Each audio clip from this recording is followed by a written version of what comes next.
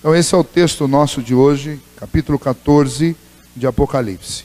O tema central desse texto é a glorificação dos salvos e a condenação dos ímpios.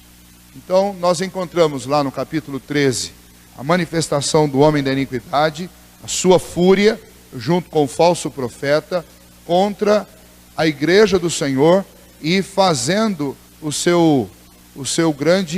estabelecendo o seu reinado, estabelecendo o seu breve reinado sobre a terra. Quando estas coisas aconteceram, ou na visão de João aconteceram, porque é passado.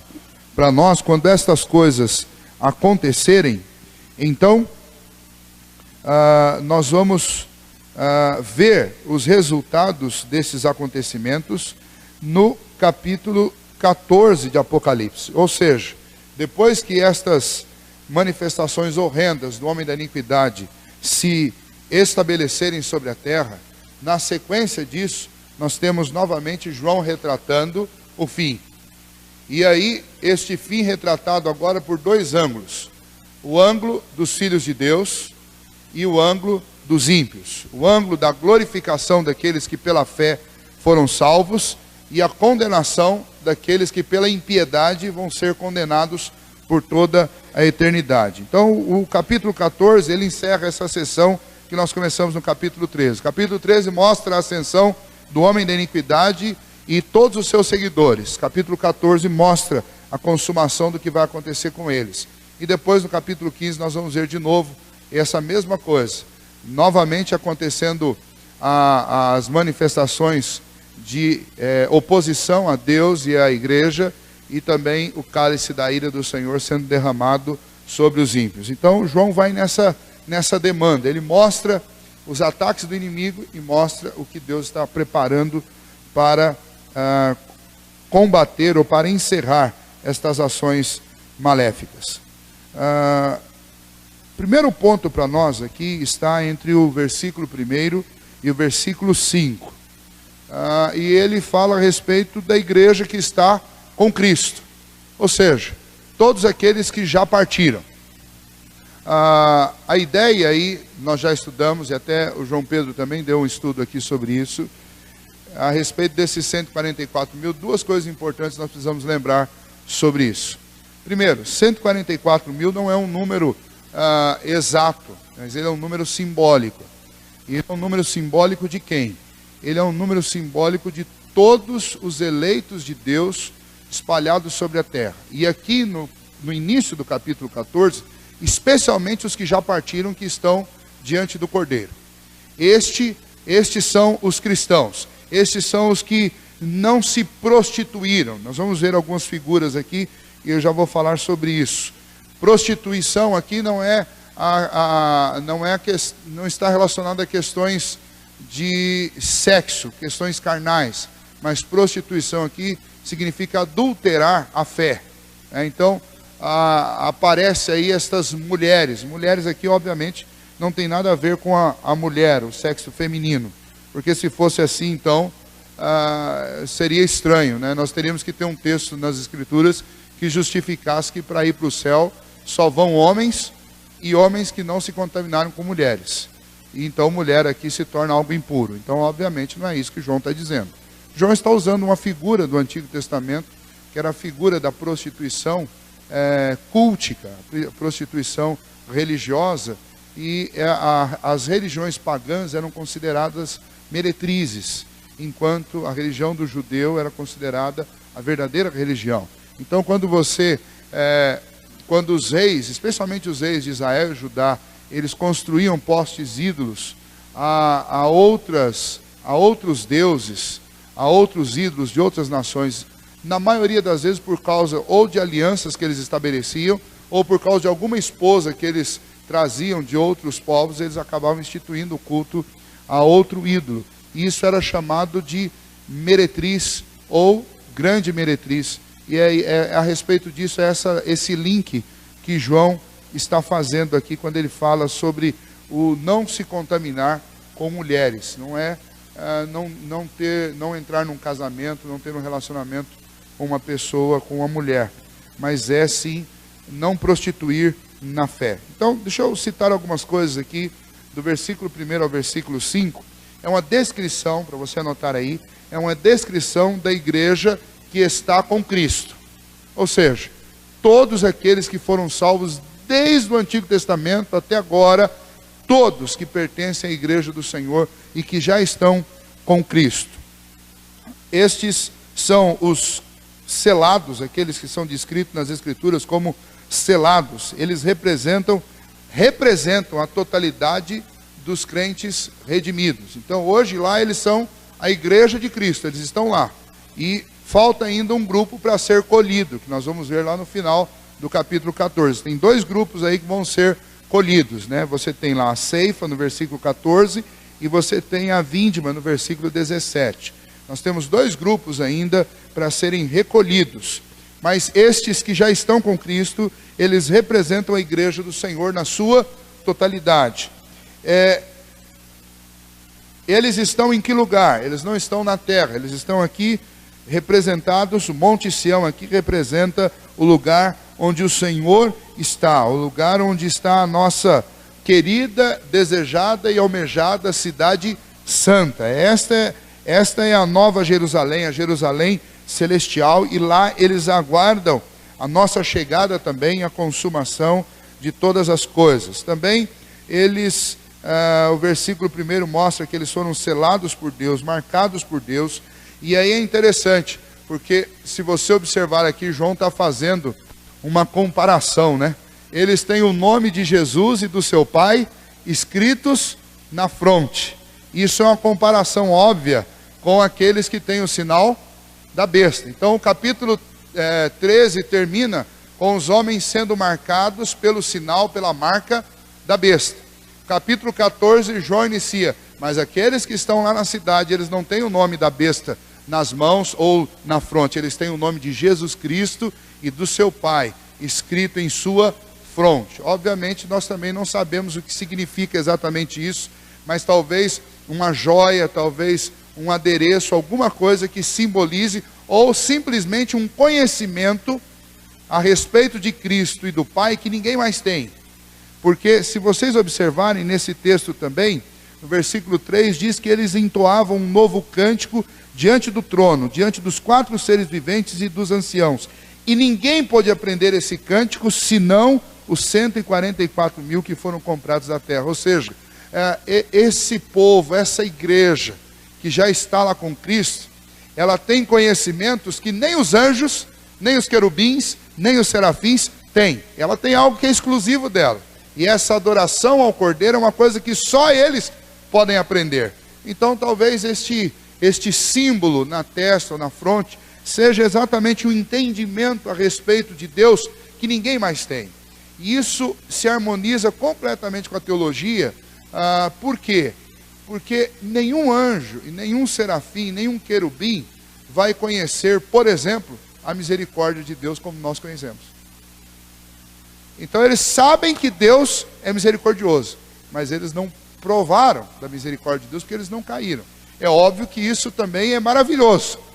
Não dá nem para descrever. Nós também não podemos descrever o que é não precisar na misericórdia de Deus, porque simplesmente você nunca caiu, embora eles precisam, que a própria existência deles depende da misericórdia de Deus, que se Deus não quisesse que eles existissem, eles não existiriam. Mas da maneira como nós provamos o perdão, a misericórdia, o amor de Deus, eles jamais provarão. Então a ideia aqui é que alguma coisa esse povo, essa igreja selada tem, que ninguém mais no universo tem. Em comparação com aquela marca para poder comprar comida, bebida, para poder trabalhar, para poder ter coisas que vão se consumir, esses aqui têm coisas, têm conhecimentos específicos, marcas específicas, que vão estar presentes em toda a eternidade com eles, e ninguém mais no universo, nem fora dele, tem o que este povo tem. Então é essa a ideia que João está passando aqui. Esta igreja glorificada, com Cristo no céu, adora o Senhor Jesus, canta ao Senhor uma adoração, face às blasfêmias que os homens aqui dizem contra Deus, face às blasfêmias que o homem da iniquidade e o falso profeta levará a humanidade na sua totalidade, com exceção dos que estão com o nome escrito no livro da vida, o homem da iniquidade e o falso profeta levarão a dizer blasfêmias contra a igreja que está no céu, e contra a igreja aqui, contra o próprio Deus. Contra tudo isso, em contrapartida, a igreja estará adorando a Cristo no céu, adorando o Cordeiro até o momento em que ele decide descer, em que ele vem para consumar a sua obra. A igreja é o povo redimido por Deus, totalmente separado do mundo. Então, ou nós começamos essa separação aqui, quando o Senhor nos chama, Ele não nos tira do mundo, mas Ele nos livra do mal, e Ele nos dá uma capacidade de enxergar de uma outra maneira o mundo. Ele abre os nossos olhos, Ele quebranta o nosso coração, Ele nos encaminha, Ele produz em nós uma obra que começa com a justificação e vai terminar lá com a glorificação. Então, Deus está fazendo algo de maneira exclusiva e separada nesse povo, nessa igreja. Os remidos, eles não se prostituem, ou seja, a fé que Deus nos dá é uma fé exclusiva. E é isso que deixa o cristianismo com um ar antipático diante do mundo. Porque o cristianismo é exclusivista, não tem como. Não existe associação, não existe sincretismo. Eu posso até respeitar e conviver em paz com uma pessoa que tem uma religião diferente. Mas se nós sentarmos para discutir religião, nós vamos entrar num conflito. Então é o que eu falo assim, olha, eu não brigo com ninguém por causa de religião, desde que o assunto não seja religião. Porque se o assunto for religião, nós não vamos brigar. Nós vamos brigar por quê? Porque o Deus que eu sirvo e o livro que eu entendo como sendo o livro áureo da minha fé, eu posso até não seguir 100% de tudo que está aqui por causa da minha incompetência com isso. Mas eu creio em 100% de tudo que está aqui. E esta fé é exclusivista. Então não dá para sentar junto com um budista e dizer para ele assim, olha, ok, então continue no seu caminho, eu continuo no meu, porque todos os caminhos levam a Deus. Não, se eu for honesto com ele, eu vou ter que dizer assim, olha, você está enganado, você não está indo para Deus, você não está desenvolvendo, você não está evoluindo, você está equivocado. É a mesma coisa eu teria que falar para um muçulmano, eu teria que falar para um indiano, eu teria que falar para um espírita, eu teria que falar. Se o assunto, veja bem, a gente não deve, e não é bom fazer, sair por aí arrumando encrenca com todo mundo, né? Aonde eu encontro gente, eu convivo bem, abraço, converso, bato papo, não tem problema. Converso de política, converso de tudo, mas se entrar no assunto religião, fatalmente nós vamos divergir. A gente pode até não brigar, se houver um consenso de ouvir quietinho o que o outro vai falar. Mas se for para debater, confrontar, aí nós vamos entrar em conflito. Por quê? Porque a Bíblia é exclusivista. Então, o que significa ser esta igreja separada? Significa não se prostituir na sua fé. E este é um dos atributos que João usa para descrever esses crentes que já estão no céu e para descrever a igreja do Senhor. É uma igreja de homens que não se contaminaram com mulheres. A ideia, não se contaminar na sua fé, não prostituíram na sua fé. Eles creram em Jesus Cristo e eles mantiveram essa crença em Jesus Cristo completamente ilibada. Ilibada. Segundo aspecto aqui, eles seguem a Jesus Cristo. Eles não seguem pastor, eles não seguem bispo, eles não seguem apóstolo, eles não seguem papa, eles seguem o Cordeiro, eles são seguidores do Cordeiro. Versículo 4 diz, são esses os que não se macularam com mulheres, porque são castos. São eles os seguidores do Cordeiro por onde quer que vá. São os que foram redimidos dentre os homens, primícias para Deus e para o Cordeiro. Ou seja, não importa onde Cristo os leve, eles vão ser sempre seguidores do Cordeiro. E aí fica aí uma aplicação prática para nós, uma coisa que a gente fala sempre, mas é sempre bom lembrar, não sigam homens. Não sigam homens. Quem segue homem, quem segue pastor, quem segue presbítero, quem segue evangelista, apóstolo, seja, vai sempre se frustrar. Não façam isso, vocês vão se frustrar. Se vocês me seguirem, vocês vão me frustrar. Vocês vão caminhar comigo até um ponto que eu vou decepcionar tanto vocês, que vocês ou vão ficar frustrados só comigo, ou na maioria das vezes vão ficar frustrados comigo e com a fé. Então não me sigam. Nós temos que seguir a Cristo, né? Nós temos que seguir Jesus Cristo. Ele é o Cordeiro. Agora, nós devemos sim buscar ser, e aí é um desafio para o pastor, para o presbítero, para o diácono, para qualquer crente. Nós devemos buscar sempre ser referência. Ser referência para as pessoas. E aí a gente tem que avançar e amadurecer e melhorar para poder ser referência. Mas nunca eu posso ser o alvo. Eu posso ser uma referência. Ou seja, ó, aquele fulano está indo para lá. Então eu vou ali meio no caminho dele. É referência. Agora eu estou indo em direção ao fulano. Aí não. Aí você se torna o alvo. Aí não. Estes são seguidores do Cordeiro. Infelizmente, eu não sei se vocês já perceberam isso, mas a maioria das grandes igrejas do mundo hoje são igrejas onde as pessoas não estão seguindo o Cordeiro. Elas estão seguindo um indivíduo. Estão seguindo um elemento que atrai todo o foco para ele. Isso, de novo, combina com aquilo que a gente já falou. A igreja está sendo preparada para a grande apostasia e para o homem da iniquidade. Então, já existem, João já dizia isso lá nos dias de Jesus, nos dias logo depois da ressurreição de Cristo, os falsos cristos já estão aí no mundo, os anticristos, né? Já estão aí no mundo. Então já estão, desde aquele tempo já tinha gente querendo fazer discípulo de si mesmo. Isso é anticristianismo, né? Ok, esta igreja é a igreja que segue somente a Jesus Cristo. Essa igreja que foi eleita, separada, escolhida, redimida pelo Senhor Jesus. É a igreja que recebeu o lavar santificador e purificador do sangue do Cordeiro. Eles são puros de lábios e de vida, porque foram purificados por Cristo Jesus. Versículo 5. E não se achou mentira na sua boca, não tem mácula. Então veja, novamente esse texto precisa ser entendido à luz da graça, porque se eu for entender esse texto aqui na literalidade, nenhum de nós entra nesses 144 mil. Não é? Então, se você lá na infância, quando você tinha 3 anos, sua mãe perguntou, você fez isso? E você tinha feito, você falou não, você já está fora dos 144 mil. Então não dá para entender isso na literalidade. Isso daí, quem são esses? São aqueles que foram lavados e redimidos no sangue do Cordeiro. Em Cristo Jesus não há mácula, em Cristo Jesus não há mentira, e nós só podemos estar nessa condição se nós estivermos em Cristo. Então, essas são as características desta igreja que está descrita aqui do versículo 1 ao versículo 5. Agora, versículos 6 e 7, nós começamos aqui a apresentação de juízo. Então, o juízo é anunciado aos moradores da terra. Versículos 6 e 7. Os moradores da terra são exortados a temerem a Deus e a darem glórias a Deus. Então, vi um outro anjo voando pelo meio do céu, tendo o evangelho eterno para pregar aos que se assentam sobre a terra, e a cada nação, e tribo, e língua, e povo, dizendo em grande voz: temei a Deus e dai-lhe glória, pois é chegada a hora do juízo.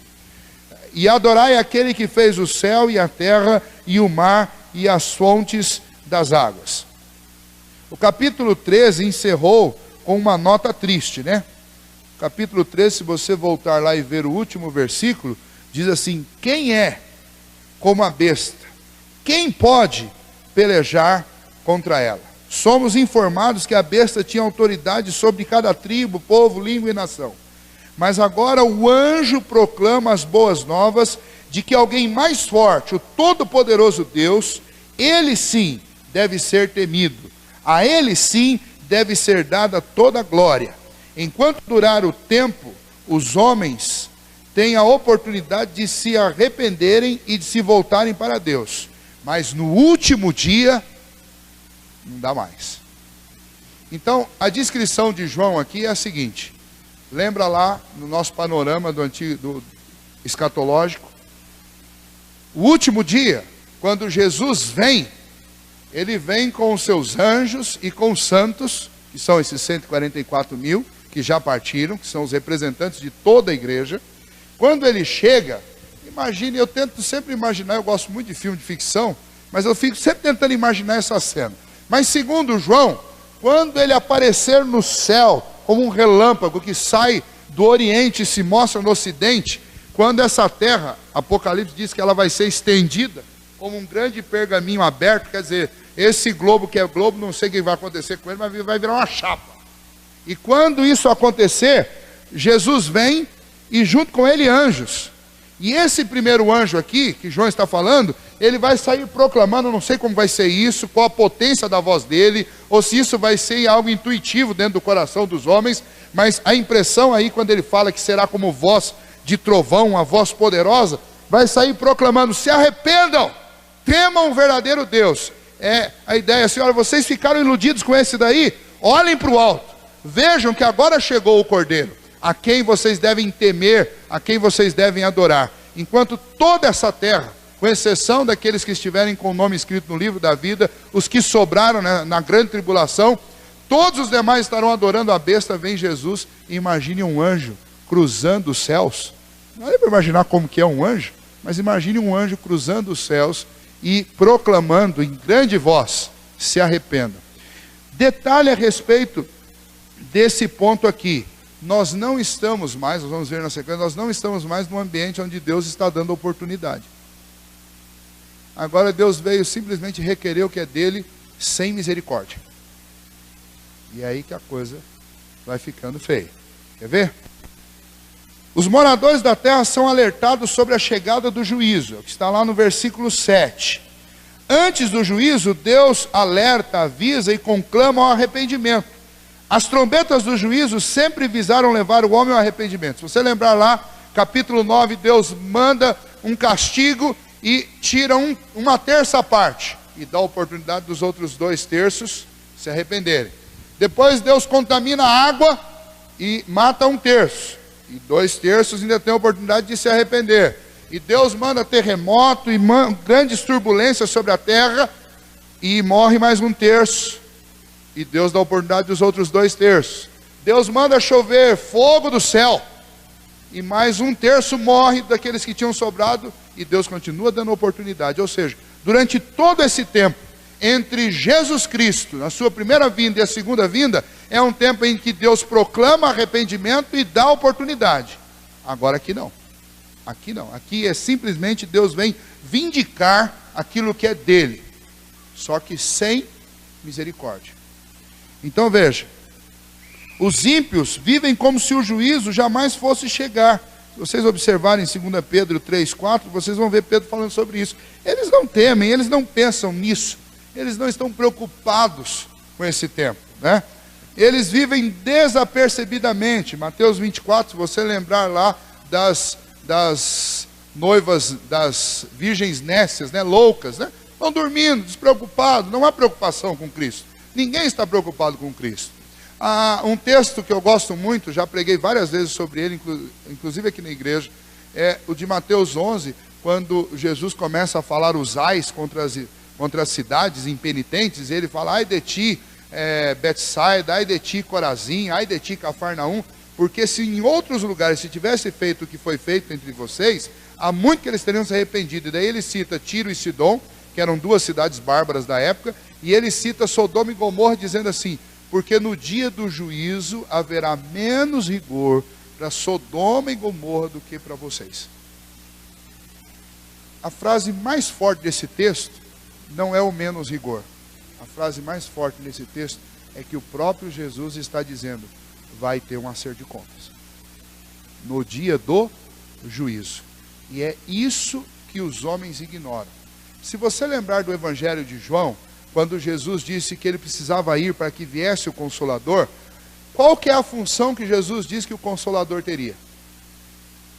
Ele vem para convencer o homem do pecado e do juízo. Essa é a informação mais importante que um homem precisa ter, antes de saber a respeito de Jesus. É a informação de que ele é pecador e que vai ter um acerto de contas. Essa é a questão. E aí, esses homens todos aqui que estão iludidos com o homem da iniquidade, com o falso profeta lá nos últimos dias, eles estarão completamente esquecidos desse evento, agendado desde a fundação do mundo, que é o juízo. Mas nesse dia, quando Jesus descer, esses anjos vão proclamar: deem ao Senhor a glória que é dele, se arrependam diante dele, porque ele é o verdadeiro Senhor, ele tem que ser temido. Só que aí é tarde, porque aí já chegou o dia do juízo. Então os homens que viveram completamente desapercebidos de Deus, eles vão nesse dia ter um triste um grande e triste susto. Porque eles vão ter que se dobrar. É aqui que se cumpre. Todo joelho se dobrará. Vai se dobrar. Só que não vai se dobrar debaixo da misericórdia. Vai se dobrar debaixo da ira. É isso que é muito triste. Tem muitas pessoas que estão levando a vida. Tinha um pastor, na época que eu era adolescente, que ele vivia chamando a atenção da gente. Vocês estão levando a vida na flauta. Então, não sei, a flauta significava que era alguma coisa assim muito despreocupadamente, muito na boa. Vocês estão levando a vida na flauta. Mas no dia do juízo, o joelhinho de vocês vai dobrar. Agora eu espero que dobre por misericórdia, não pela ira. E este grupo aqui, que está sendo descrito aqui, que não fazem parte desses 144 mil, vão se dobrar pelo juízo, não pela misericórdia. O versículo 8 mostra a queda da Babilônia. O que significa Babilônia aqui, ou grande meretriz? Significa essa grande religião que se estabeleceu no mundo, que já está no mundo, mas só é organizada e institucionalizada com a vida do homem da iniquidade e do falso profeta. Que igreja é essa? É a igreja que se prostitui. Que igreja é essa? E a igreja, eu estou falando de indivíduo e estou falando de instituição também. É a igreja que está associada com tudo. É a igreja onde as pessoas não adoram nem seguem um cordeiro, mas seguem qualquer um. Quem é essa grande Babilônia, essa grande meretriz? É aqueles que são amantes do pecado, é aqueles que se aborrecem de Deus, e é aqueles que dizem blasfêmias contra Deus e que vão adorar o homem da iniquidade. Versículo 8. Seguiu-se outro anjo, segundo, dizendo: caiu a grande Babilônia, que tem dado a beber a todas as nações do vinho da fúria da sua prostituição. Já imaginou? Primeiro passa um e diz: se arrependam, chegou aquele que deve ser temido. Depois passou outro e falou assim: olha, a grande religião de vocês, a religião mundial, caiu. E eu fico imaginando o que o homem da iniquidade e o falso profeta vão estar fazendo nessa hora. Provavelmente eles vão estar procurando uma caverna para tentar se esconder, porque eles mais do que ninguém vão saber. Uma das coisas que a gente estava comentando aqui depois do culto de quarta-feira passada é sobre esse conhecimento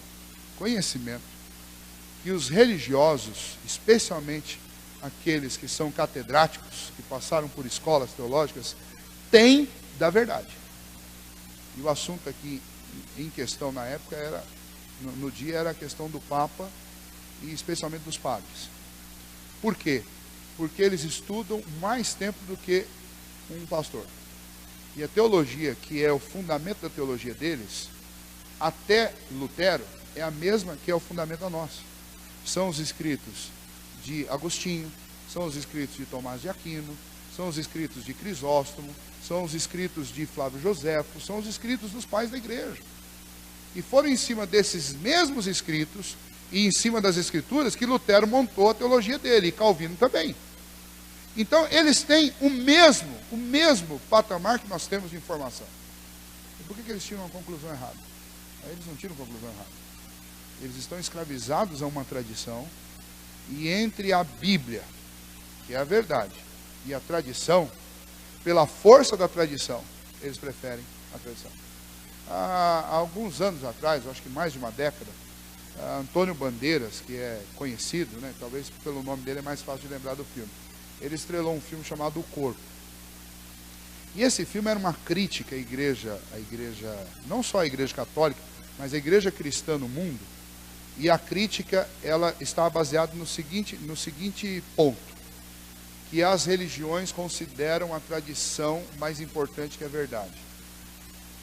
Então, como que isso se desenvolvia no filme? Um arqueólogo, mexendo lá num lugar lá em Jerusalém, ele acaba descobrindo um túmulo, que não é aquele que as pessoas visitam lá, mas um túmulo que tinha símbolos, que identificavam aquele lugar como sendo exatamente o túmulo de Jesus. Tinha o símbolo de José de Arimateia, e tinha lá, nas vestimentas que estavam lá apodrecidas e algumas coisas fossilizadas, tinha lá um corpo que tinha tudo para ser o corpo do Jesus, né? Segundo a ficção do filme. E aí foi chamado um padre investigador, que era o Antônio Bandeiras, para poder analisar aquilo ali.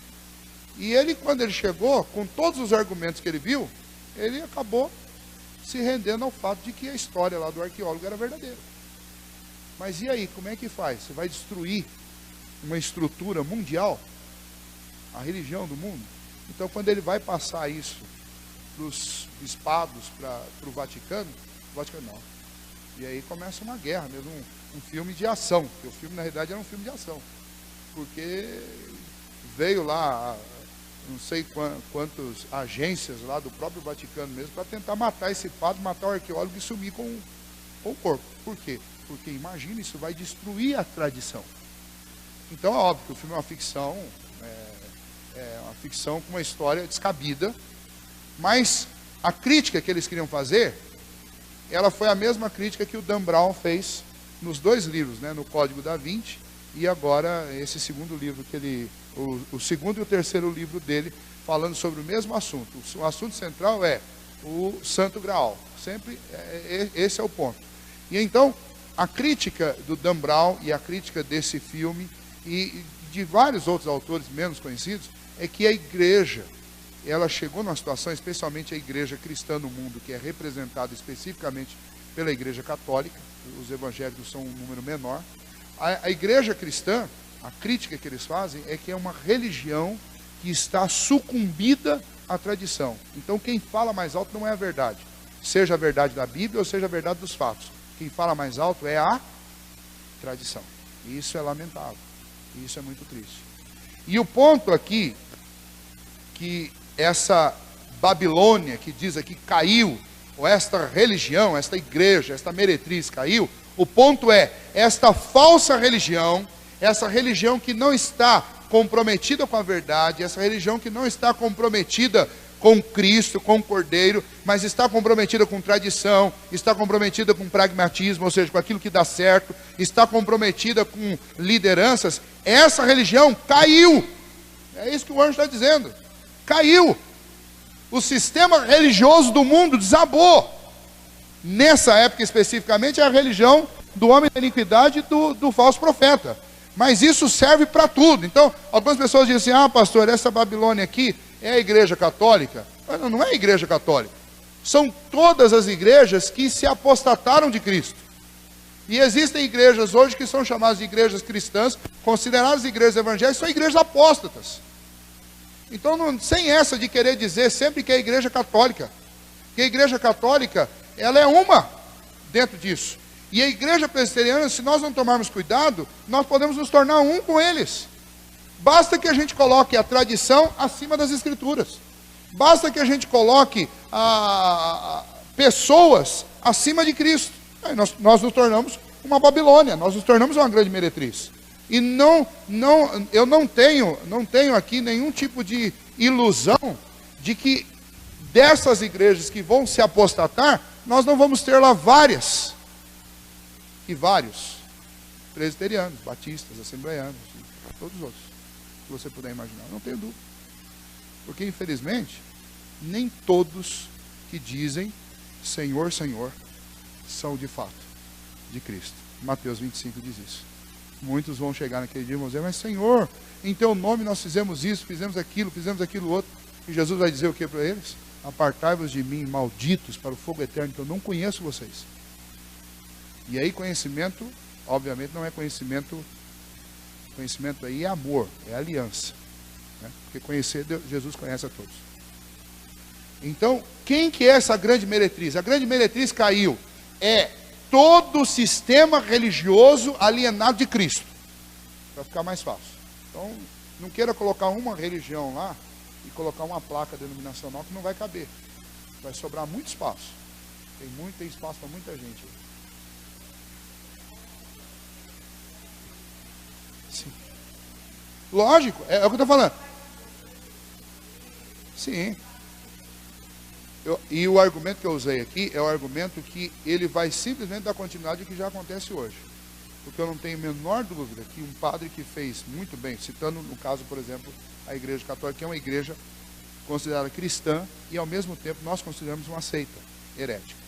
Eles nos consideram seita e nós consideramos eles seita. Então, Eu acredito que nós estamos certos, porque se um está certo, o outro está completamente errado. Então, a primícia deles de que nós somos seitas, eles têm que sustentar isso mesmo.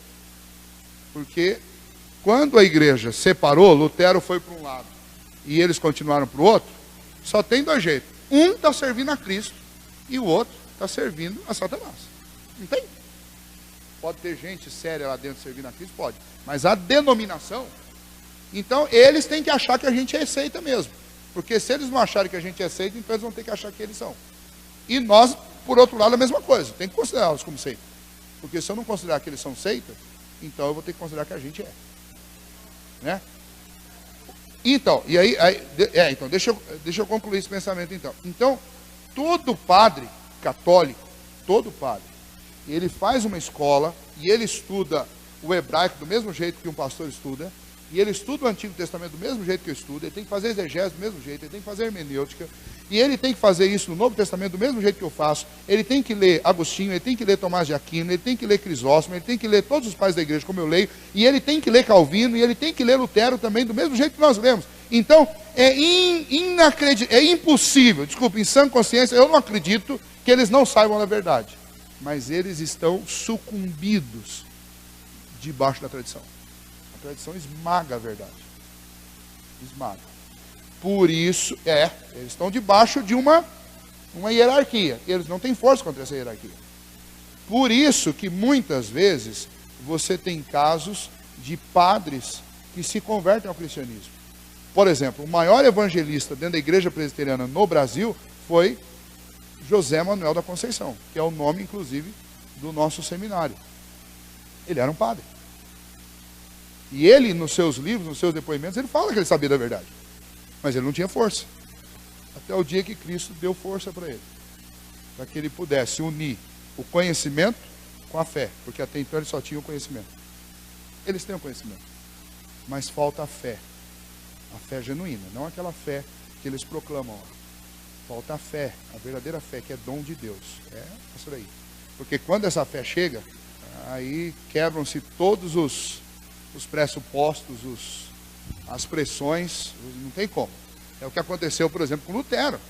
Lutero estava dentro. Então, a maior motivação para eles foi o próprio Lutero. Lutero era um bispo.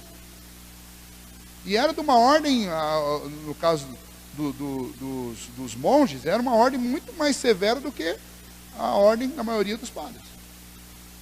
E ele era um professor de teologia. Não é?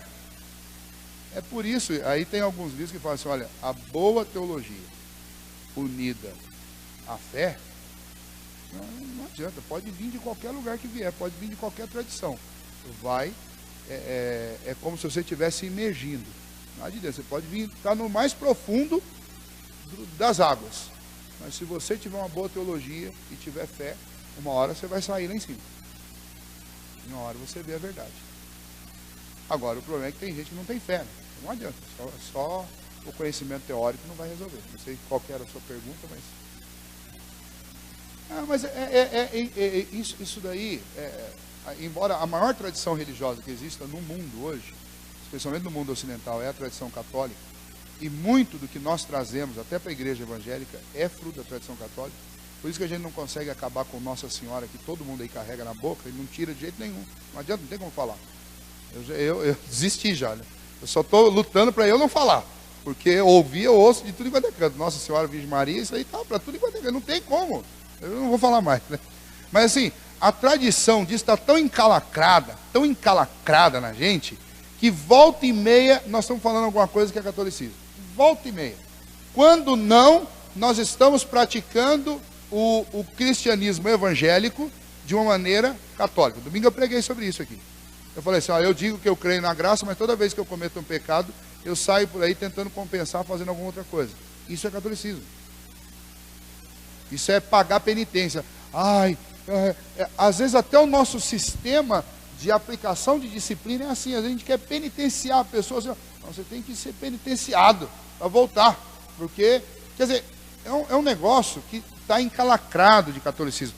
Lutero, quando ele pregou as 95 teses lá, se vocês lerem essas 95, eu vou publicar um dia no boletim para vocês verem. Aliás, um dia não dá, tem que publicar um mês inteiro para sair tudo. Mas, se vocês analisarem as 95 teses, você vai tirar lá do meio 2, 3 que são teses que caberiam na igreja hoje. Só que essas 2, 3 fizeram toda a diferença. Uma delas é a justificação pela fé somente. Mas lá tinha tudo o resto que nós não queremos, que a própria igreja foi abandonando ao longo dos anos. E a gente ainda traz, tem coisas ainda que a igreja ainda daqui 10, 20, 30 anos ainda vai ter que deixar. E à medida que você vai fazendo a boa teologia, vai fazendo o bom exame das escrituras, você vai largando coisas. Você vai largando coisas que não são da fé cristã, que durante quase que 1.200 anos foram sendo unidas ao cristianismo, unidas, mas não tem fundamentação bíblica. Quando você começa a cruzar essas coisas com a Bíblia, você começa a não encontrar. Não tem? Aonde tem isso? Não tem. Então, nós temos essa grande dificuldade, nós estamos encalacrados. Agora, o que eu queria, eu dei essa volta para poder inserir um ponto. O ponto é, eu não acredito que hoje, a Igreja Católica seja a mandatária na tradição religiosa no mundo. Não. Por exemplo, vou dar um dado, o dado do Brasil. Hoje, a Igreja Católica no Brasil, ela não conseguiu vencer e nem ser forte o suficiente para resistir à influência das religiões afro. Então as religiões afro entraram de tal maneira dentro do catolicismo, que o catolicismo ele teve que, num linguajar bem chulo, teve que se adequar a isso. Então, você tem, por exemplo, se você sobe mais para o norte do país, você tem inúmeras igrejas católicas que têm celebrações que parecem muito mais um ritual de Umbanda. A igreja evangélica está passando no mesmo processo. Então, se você pega igrejas como, por exemplo, a Universal, você tem reuniões lá que são absolutamente semelhantes e compatíveis com a sessão espírita. Você tem isso lá. Então, até o pastor vai vestir de branco da cabeça aos pés lá para fazer uma sessão de descarrego. Mas sessão de descarrego faz em centro espírita. Então, a sexta-feira da oração forte nessas igrejas todas aí é uma coisa muito semelhante ao que acontece dentro do centro espírita. Então, eu diria, por exemplo, no Brasil, que as culturas brasileiras, as nativas e as herdadas, mandam muito mais na religião, em todas, do que o próprio catolicismo ocidental europeu que veio para cá. Eles mandam muito mais. Porque a maior força aqui dentro hoje é essas coisas que vêm da maioria das religiões afro. Isso entra dentro da igreja, entendeu? Coisas que você não encontra. Então, por exemplo, essa ideia de coisas ungidas, santas, para você levar para casa, essas coisas não tem nada a ver com o catolicismo ocidental. Isso tem a ver com religião afro, né? com talismã, essas coisas, tem a ver com isso.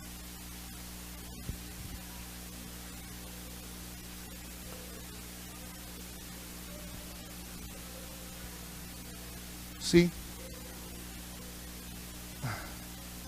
Santos.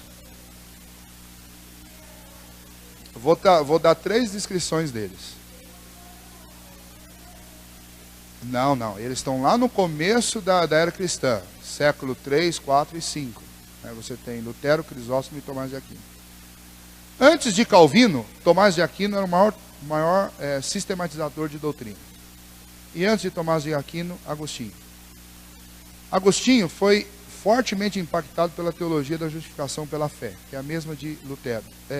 Agostinho influenciou Lutero, um hiato aí de 1.100 anos entre eles, mas a grande influência de Lutero foi Agostinho. Mas as três definições deles, olha, para nós cristãos, nós falamos que eles são pais da igreja, teólogos. Os católicos os chamam de santos. E os filósofos os chamam de filósofos. Então, nesse período, política, filosofia, ou ciências, conhecimentos e religião, estava tudo jungido numa coisa só, que era mantido pela igreja. E estes homens eles não cabem só no papel de santo, porque santo eles não eram. Mas eles foram filósofos e teólogos. E a teologia que eles desenvolveram é excelente, é maravilhosa. A teologia deles não tem mariolatria, não tem nada dessas coisas que eles encontram. Então, a Igreja Católica não se inspirou em Agostinho, nem em Tomás de Aquino, nem em Crisóstomo para criar para fazer o culto a Maria, para ter a infalibilidade papal, para ter a adoração aos santos. Aliás, os santos, eles vêm para dentro da igreja, essas figuras de santos, eles vêm para dentro da igreja quase que na metade, já lá pelo século VI, eles vão começar a serem inseridos dentro da igreja. Então, estes homens mantiveram durante o tempo deles a igreja intacta. Eles foram grandes, esses homens são sérios. Se você ler, isso aí dá para ser disponibilizado, dá até para colocar na página da igreja, o Cidade de Deus, que é a obra-prima de Agostinho. Esse livro é fantástico. É um livro maravilhoso. É um livro que trata de vida cristã, trata de escatologia, trata de uma série de coisas, trata de doutrina, da redenção. É maravilhoso. É a Cidade de Deus. É óbvio que lá no começo ele não tinha tanto desenvolvimento sistemático como nós temos hoje. Afinal de contas, ele estava no século III, nós estamos aqui com 21 séculos. Então já deu tempo de muita gente pensar, repensar e trabalhar em cima. Então hoje nós temos coisas muito mais elaboradas, muito mais dinâmicas, muito mais assertivas do que eles tinham lá. Mas o que eles produziram lá, dadas as devidas circunstâncias que eles estavam, foi excelente. Excelente. E aliás, diga-se de passagem, alguns gostam muito mais da teologia dos três do que tudo que nós temos hoje, porque a teologia dos três estava livre das influências dos movimentos de renascentismo, iluminismo, ortodoxia, ortopraxia, liberalismo teológico, coisas que influenciaram toda a teologia nossa hoje. Eles estavam livres disso lá no começo. Então eles consideram a teologia deles mais pura. Então a gente, olha só, olha como são as coisas. O Nossa Senhora e o Virgem Maria, a gente não tem medo. A gente tem medo do Santo Agostinho. Quer dizer, colocou um nome de santo na frente, a gente já coloca os pés atrás. Então, assim, a gente precisa desmistificar algumas coisas e a gente precisa valorizar outras. Então, quando eu falo desmistificar, é ler um pouquinho mais a história. Então, o que a gente faz? A gente, não sei se vocês fazem isso, mas pelo menos eu fiz isso durante muito tempo. O seminário que acabou limpando isso. Mas a gente normalmente considera que tudo que teve até a reforma não presta. Mas se você encerrou a Bíblia, fechou o cano das Escrituras, tudo que foi produzido até Lutero e Calvino, você joga tudo fora. Não, de jeito nenhum. Tem coisas fantásticas, maravilhosas lá. Aliás, tudo que Lutero e Calvino fizeram, eles fizeram em cima desse conteúdo histórico. Agora, a igreja, na prática, ela estava desviada, na verdade. Mas estes homens, eles nunca se desviaram junto com a igreja. Eles se mantiveram firmes. É óbvio que, em contrapartida, você vai ter tantos outros desses santos por aí que falaram e defenderam coisas absurdas. Mas, especialmente, Crisóstomo, Tomás de Aquino e Santo Agostinho, a teologia deles é uma teologia pura. Óbvio, se você pegar Lutero, você vai encontrar coisa que hoje a gente não defende mais. Se você pegar neles também, você vai encontrar coisas lá que a gente, como eu disse, eles não tinham tantas condições e nem estudos tão exaustivos como nós temos hoje. Então algumas coisas passaram. Mas em vista do que você encontra na Igreja Católica, se a Igreja Católica fosse agostiniana, ou Tomás de Aquino, ou fosse Crisóstomo, então ela não seria o que ela é hoje. Não seria. Então, essas coisas... Mas, voltando aqui ao nosso texto, e agora já não vai dar para eu terminar o 14 mais, o anjo vai dizer, caiu a Babilônia. Ele está dizendo assim, acabou, caíram. Todas essas dominações, é como alguém que proclama lá, o governo do Gaddafi morreu, né? Caiu o governo. Caiu a Babilônia. Caiu. Conhecendo, não conhecendo, acabou. Esse culto pagão, essa ofensa a Deus foi encerrada. Não tem mais espaço para Deus ser ofendido. A grande Babilônia, a grande meretriz caiu. A verdadeira igreja está no céu e a falsa igreja está agora arruinada. Ela é grande, mas está perdida. Ela seduziu, enganou, mas agora caiu. A grande Babilônia é o sistema mundano, a religião prostituída, que vai estar a serviço da besta e do homem da iniquidade. A grande Babilônia age na terra com sedução e perseguição durante algum tempo. A grande Babilônia, que é essa meretriz, causará engano e produzirá uma adoração à besta e uma ofensa ao nome do Senhor e à sua igreja. A ruína da grande Babilônia é completa e definitiva. Não há segunda chance, não há alternativa, não há punição de disciplina, apenas a manifestação da ira de Deus. A ruína da grande Babilônia, ela é completa. Depois disso, ela estará completamente encerrada, derrotada e aniquilada para sempre.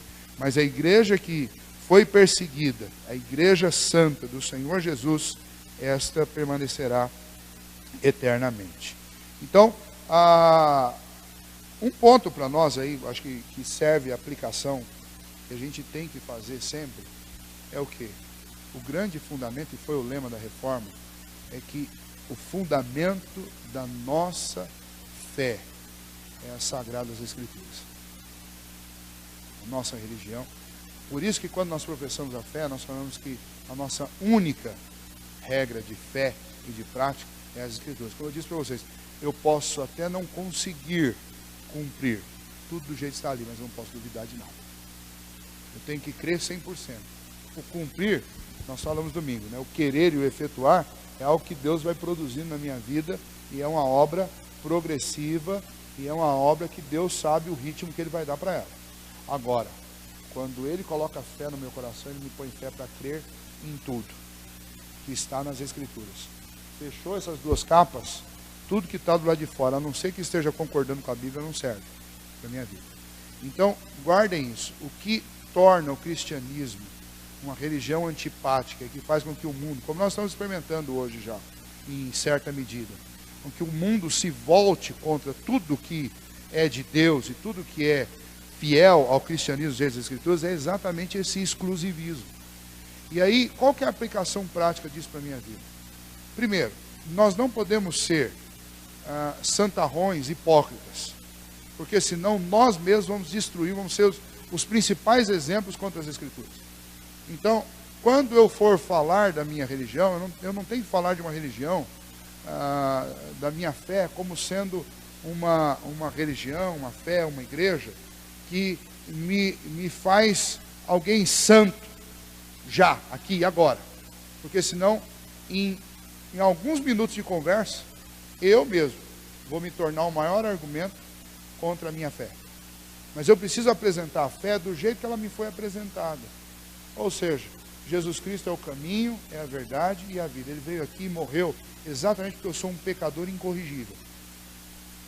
Ele cumpriu a justiça de Deus porque eu jamais poderia cumprir. E ele abriu uma porta, um caminho para o céu, para que eu possa ir para um lugar que eu jamais por mim mesmo poderia chegar. E ele mesmo diz que não existe nenhum outro caminho. E a impossibilidade é clara, é natural. É a impossibilidade que todos nós conhecemos de fazer o que é certo, o que é correto. E por isso, eu não acredito que exista nenhum outro caminho. Porque todos os outros caminhos vão depender do homem. E tudo que depende do homem, fracassa. E Jesus é o Filho de Deus. Ele é o único caminho. E ele não é um caminho que depende de homens. Esse caminho só depende dele, da obra que ele fez. E ponto final. E a minha regra de fé e prática é a Bíblia. Acabou. Eu cumpro toda a Bíblia? Não consigo. Mas se eu conseguisse, eu teria uma vida completamente perfeita. Porque a Bíblia não me induz ao erro, ela me induz à verdade. É uma pena que eu não consigo cumprir tudo. Mas nós temos, esse tem que ser o nosso discurso. Porque se eu chegar com um discurso assim, sua religião está errada, porque você está aí, você está aí fazendo isso, está fazendo aquilo. Eu lembro que eu estava no Espírito Santo com o pastor Gilberto, há 2 anos atrás, e a gente foi numa praia lá, e a gente estava sentado, e de repente chegou um menino vendendo picolé, e ele estava com um radinho ligado, tocando um hino, daqueles hinos penteca, assim, bem, aquela coisa assim que ao sol, debaixo do sol, dá até um calor, assim, Jesus, e aquela coisa de glória, e coisa, olha, Senhor, me perdoa, mas se eu tivesse que cantar um hino desse debaixo do sol aqui, eu acho que eu não ia cantar, não. E estava lá aquele hino lá, e a gente sabia que aquele vendeu picolé, ficou por ali, o Caleb estava por ali, e tal, os meninos também do Gilberto, e a gente estava conversando daí um pouquinho. Esse menino começou assim, eu acho que ele achou que tinha uma oportunidade para evangelizar, e aí ele já, viu, vocês são de alguma religião? Aí eu falei assim, a gente é assim, nós somos presbiterianos. Presbiteriano é crente? Eu falei, lógico, rapaz. Mas como que vocês são crentes se vocês estão de sunga aí na praia? Aí que eu observei com um molequinho, eu tenho uns 10, 12 anos, de calça comprida e com a camiseta, né, naquele calor, aquele sol terrível. Aí que eu fui ver, aí tava a Regina, a Sibeli, então de maiô, biquíni, danou-se tudo, agora lascou. E aí não tem acordo, não tem conversa. Então assim, é isso que o mundo quer, esse tipo de postura. Nossa, é óbvio que ele é uma criança, né? Tem muito para aprender ainda na vida. Mas é tudo que o mundo quer. Que a gente chegue com uma postura assim. Porque aí nós mesmos, com uma pessoa que tem esse tipo de postura, como ele teve, é óbvio que ele é um garoto. Mas se você pegar essa pessoa, se você passar 2 horas com ela, você destrói a religião dela, exatamente porque a religião está montada na força da santidade pessoal dela. E aí você vai conviver com ela um pouquinho, e aí você vai ver os deslizes, e fala assim, olha, peraí, você não disse que tem que ser assim, para poder pensar, e aí, você está mentindo, você está rindo da piada que foi contada ali, você está fazendo isso, você destrói a religião. E é esse talvez um dos grandes males, um dos grandes erros nossos, na hora de apresentar o cristianismo. Ou seja, a gente querer tampar as nossas faltas com costumes, com coisas que são fáceis para a gente fazer. Então, de repente, para um é fácil. Então, o João, por exemplo, o João anda de camisa de manga comprida todo dia. Não importa o calor ou o frio que você esteja falando. Você vai encontrar com o João aí, você vai encontrar ele com a camisa de manga comprida, uma calça sempre muito elegante, né? Eu já sou o contrário. Esquentou, se eu pudesse ficar de short e camiseta direto, eu ficaria.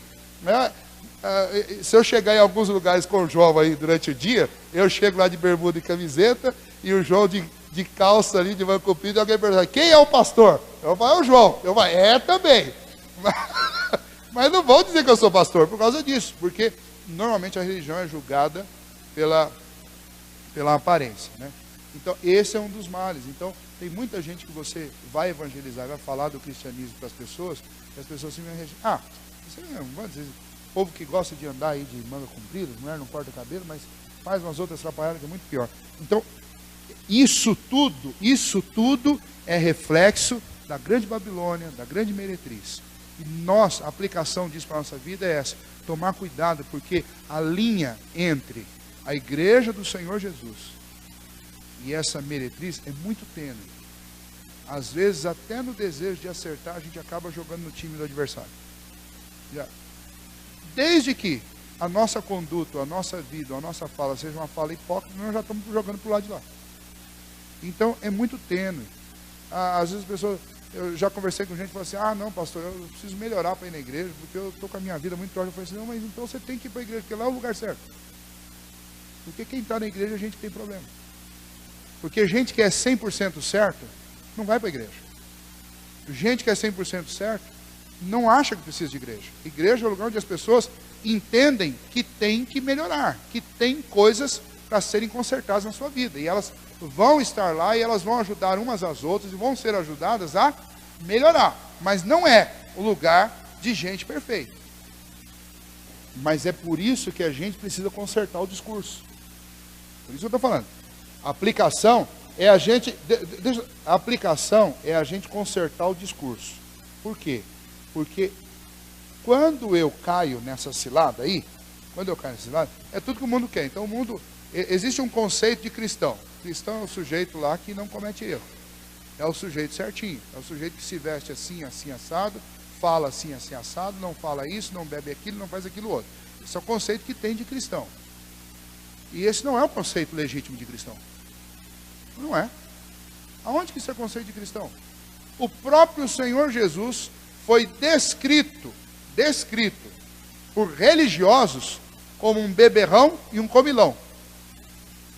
Jesus não veio montar esse modelo, não. Jesus era um homem simples, era um homem que não estava apegado às coisas. Se você quiser pegar um princípio, era um homem que não estava apegado às coisas, era um homem comprometido com a verdade que ele sustentava, porque ele é a verdade, e ele era um homem que despertava em todos por onde ele ia o sentimento de compaixão, de amor, de sensibilidade, mas também de retidão, de justiça. Mas ele não era um santarrão. É estranho falar isso de Jesus, mas Jesus era santo, mas ele não era um santarrão. Então Jesus não chegava em nenhum lugar e falava assim, ó, olha para mim, olha para o jeito que eu estou vestido, Pedro, olha o jeito que você está andando. O que eu preciso consertar? Quando eu caio numa dessa, eu falo assim, viu, mas quem foi que falou para você que crente é assim, assim, assim, assado? Você fala, sabe qual que é a definição de um cristão? É uma pessoa que está debaixo de um grande favor de Deus e que debaixo da misericórdia de Deus foi aceita por Deus. E Deus está promovendo uma grande reforma na minha vida. Mas Ele é o mestre de obras. Ele sabe onde mexer e quando mexer. Até lá, a única coisa que eu posso pedir é que você tenha paciência comigo. Porque eu não sou perfeito. Mas Deus vai me fazer uma pessoa perfeita. E eu espero que você esteja, aí já entra evangelizando na hora. E eu espero que você esteja lá do meu lado para você me conhecer perfeito. Que vai ser uma bênção também conhecer você perfeito. Mas para isso, você tem que estar debaixo da mesma graça que eu estou. Porque não sou eu que faço nada. E se você está achando que cristão é alguém que tem o poder de fazer tudo certinho, e que não tem. Aprenda uma coisa sobre crente. Crente comete erro como todos os outros. Como todos os outros. A diferença é que eu tenho fé que Deus vai me consertar até o último dia. Ele vai me deixar perfeito. E você? Está sendo consertado? Está melhorando? Está evoluindo? Nós temos que mudar o discurso. Nós temos que mudar o discurso. Porque os culpados dessas coisas todas somos nós mesmos. Quando nós falamos uma coisa que não é a verdade do cristianismo. O cristianismo não é isso, gente. Não é isso. Eu até usei isso numa pregação há 3 semanas atrás. Uma pessoa chegou para mim e falou assim, pastor, eu estou cansado da igreja do jeito que a igreja é hoje. Ele não está falando da igreja presbiteriana nem da central, mas da igreja. Porque a igreja hoje virou uma instituição pesada, difícil, burocrática, com uma demanda de coisas em cima da gente, que quando eu leio o Evangelho, eu não vejo essa igreja lá. Eu não vejo essa igreja lá entre Jesus e os discípulos. Eu não vejo essa igreja em Atos. Eu não vejo. E eu tive que concordar com ela, eu não vejo mesmo. A igreja que nós encontramos, tanto na vida de Jesus e dos discípulos, quanto a igreja que nós encontramos em Atos, é uma igreja leve, é uma igreja dinâmica, é uma igreja que precisa sair daqui e ir embora porque estão perseguindo. Só que por onde vai esparramando igual ramada de batata. Já viu rama de batata? Vai entupindo tudo. Você nem vê como essas coisas vão acontecendo. Lá em Atos tem um depoimento de Lucas muito bacana, que Lucas diz assim, contando com a simpatia de todos. Igreja hoje é uma coisa simpática ou antipática?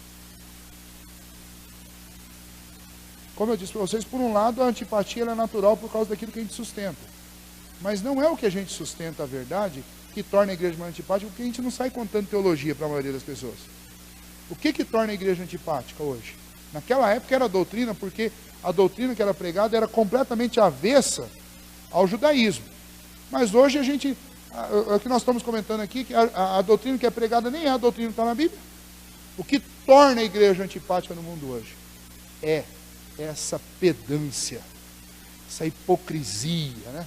De querer chegar e querer mostrar uma coisa que você não é. Aí eu falo assim, é o terno do final de semana.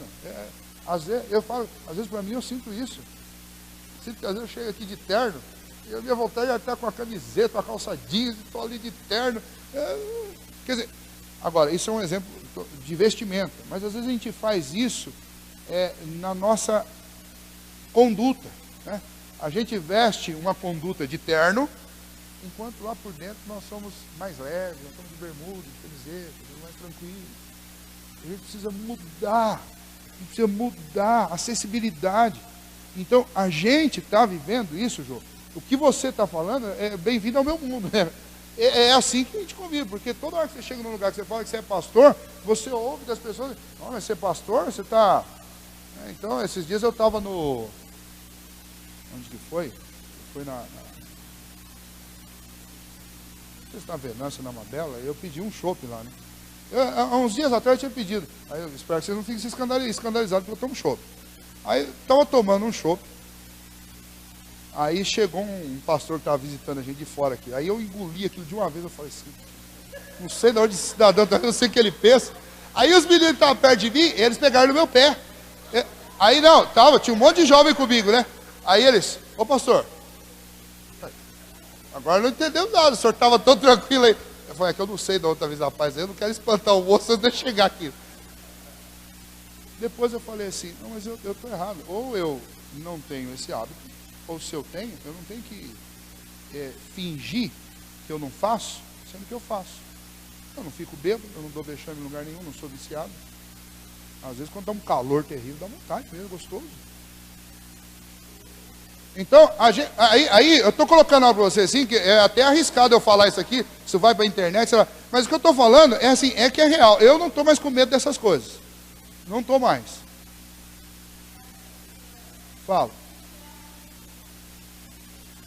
Depende, se você estiver falando do movimento que existe no Brasil hoje, que é um movimento puritano, é uma tentativa de imitar o movimento do século XVII, que na época foi um movimento muito semelhante ao movimento que existia já nos dias de Jesus, que era um movimento de algumas famílias que decidiram viver um ideal de santidade, decidiram por conta própria, e o próprio Deus as capacitou a viver em certa medida isso.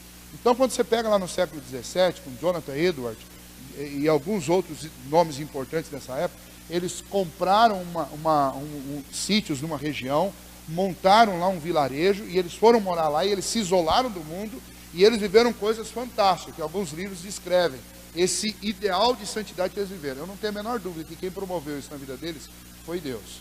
Segundo, o que eles fizeram gerou no mundo da época, especialmente na Europa, um movimento de avivamento em muitos países.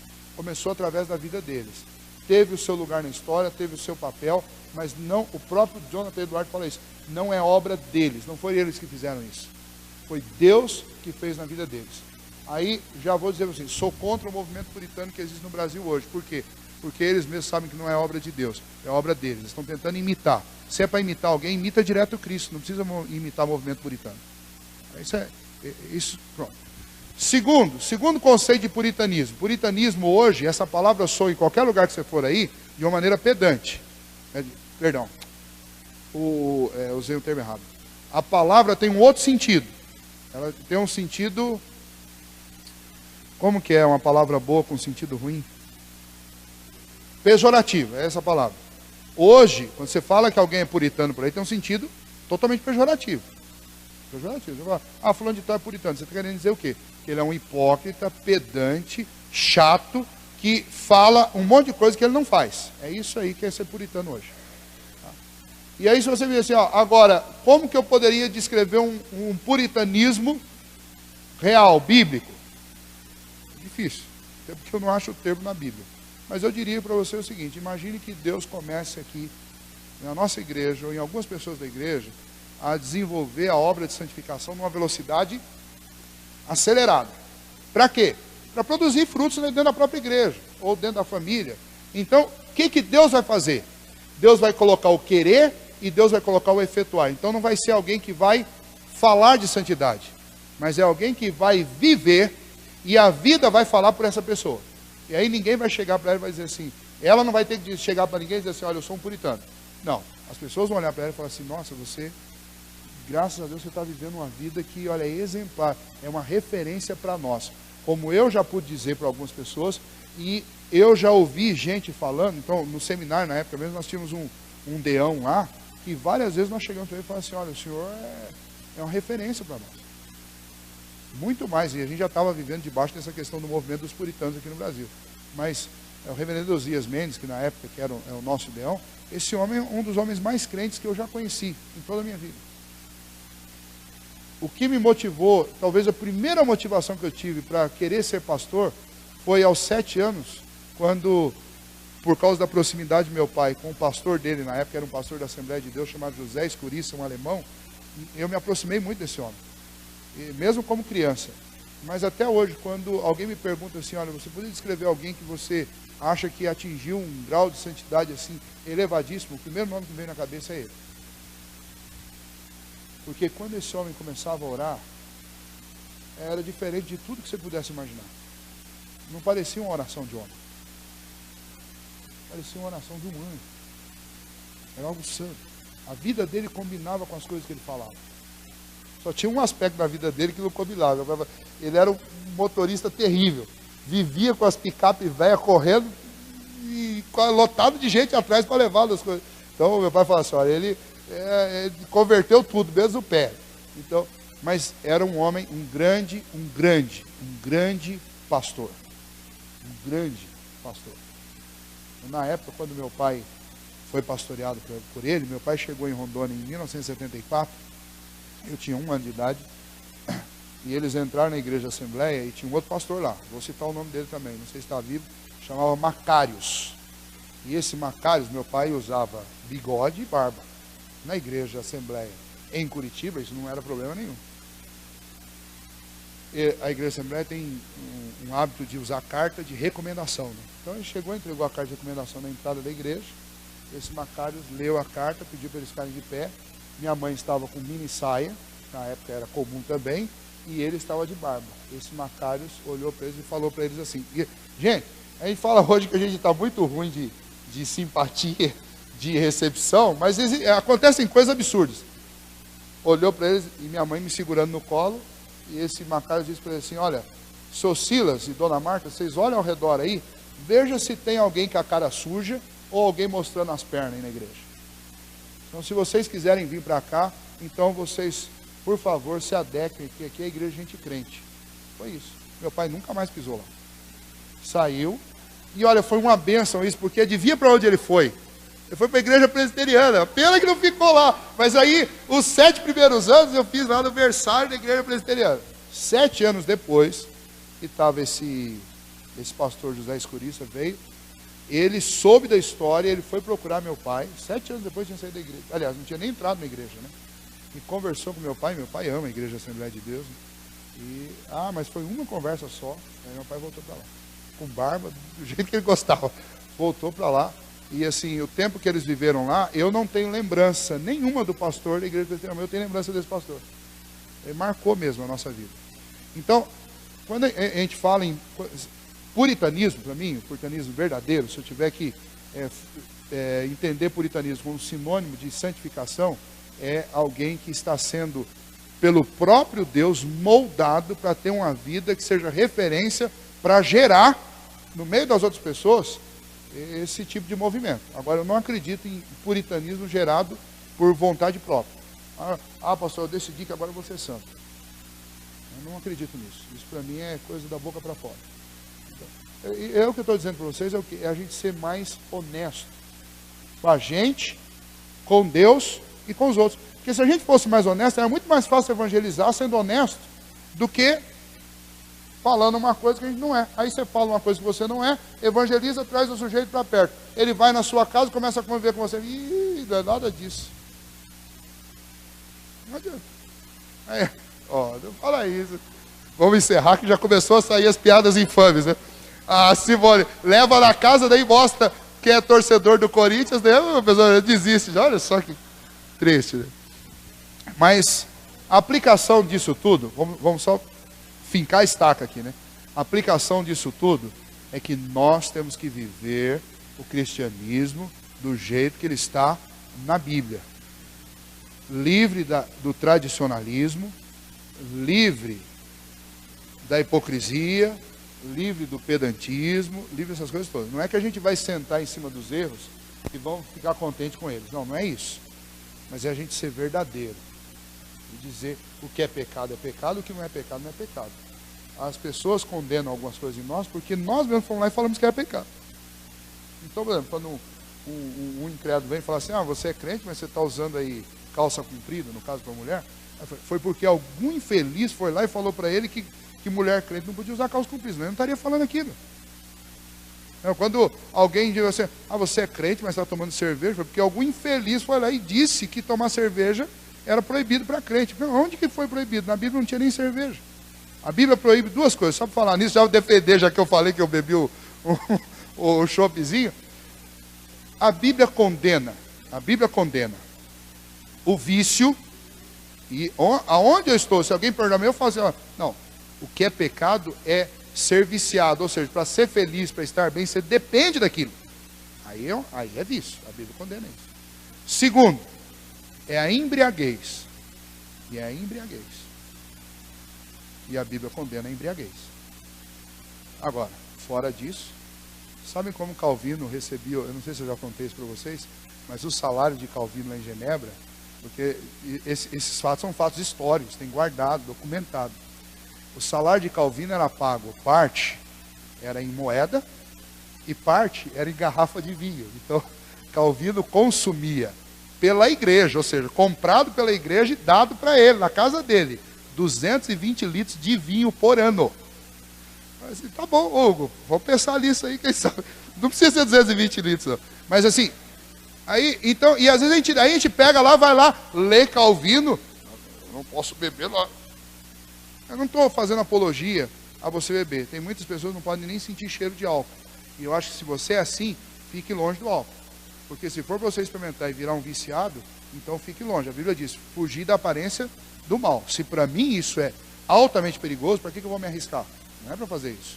Mas eu estou dizendo que eu não posso sustentar uma doutrina que não está na Bíblia.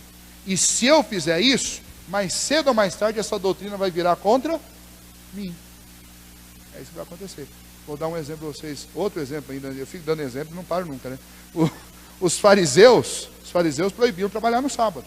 Então, não pode trabalhar no sábado, não pode trabalhar no sábado, não pode, por um exagero na interpretação do que era o dia do Senhor. Aí o próprio Jesus disse assim, mas espera aí, mas quando o boi de vocês atola lá no barro, no sábado, vocês mandam alguém lá tirar, não manda? E aí, essa pessoa que foi tirar não está trabalhando? Está vendo? Como a gente exagerar, quem vai cair na armadilha é você mesmo. É você.